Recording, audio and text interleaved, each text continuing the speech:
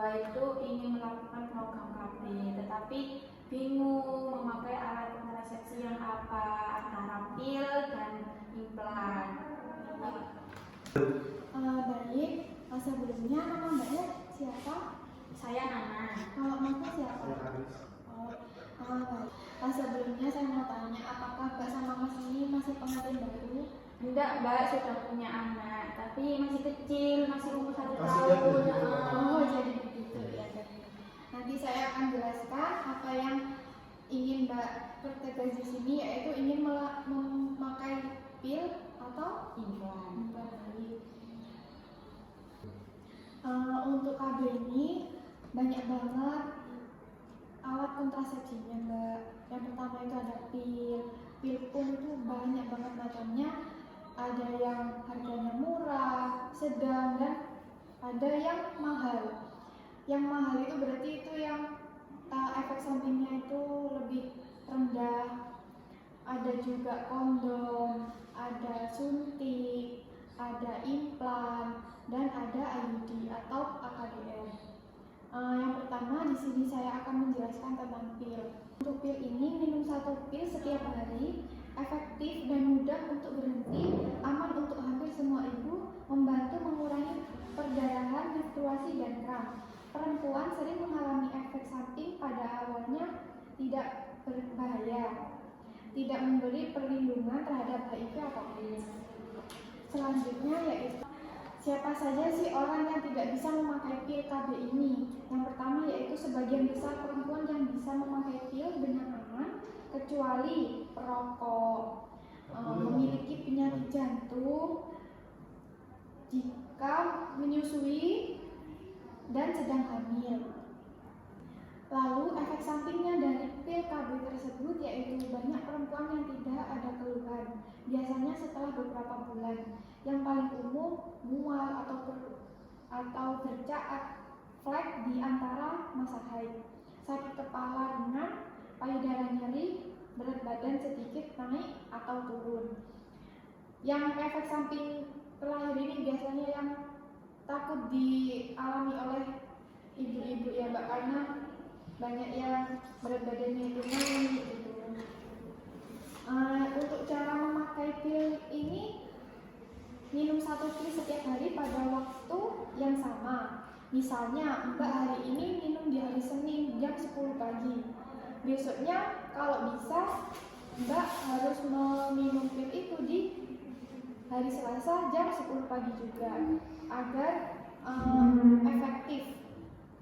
Paketnya berisi 28 pil. Setelah semua pil dalam 1 paket habis, lanjutkan dengan paket baru pada hari berikutnya.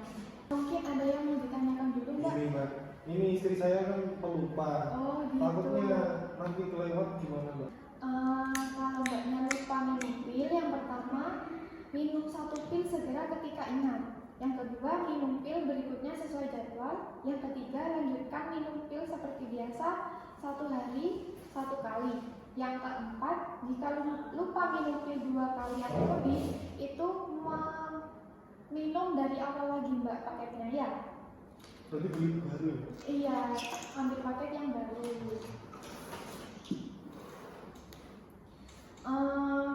Kapan sih mbaknya bisa melakukan minum pil ini? Yang pertama yaitu bisa dimulai kapan saja dalam siklus haid selama kandungan mbaknya yakin dan tidak sedang hamil. Karena alat kontrasepsi ini, semua alat kontrasepsi tidak disarankan untuk orang yang sedang hamil. Tadi kan mbaknya tanya juga tentang implan. Implan itu 1-2 batang kecil yang diletakkan di bawah kulit dan lengan atas. Kayak ini mbak ya alatnya. Itu efektif selama 3-5 tahun tergantung jenis implannya.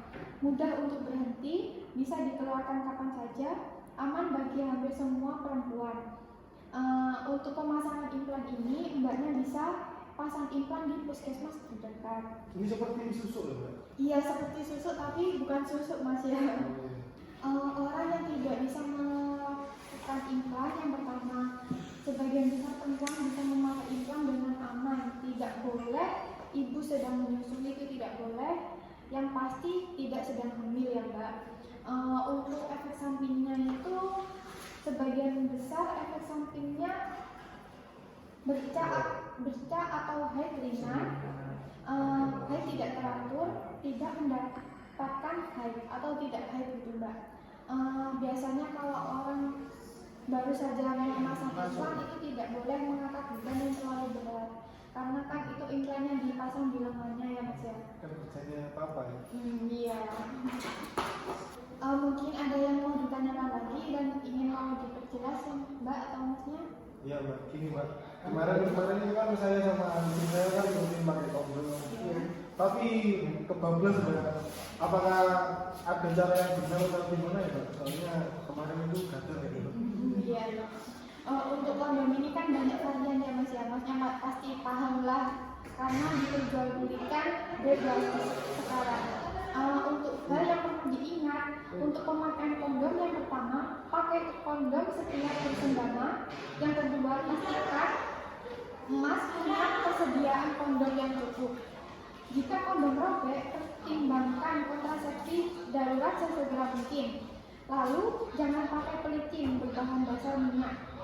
Setelah itu simpan kondom di tempat terlindung dari sinar matahari langsung. Ini untuk cara pakainya ya Mas, ini ada gambarnya, Mas bisa lihat.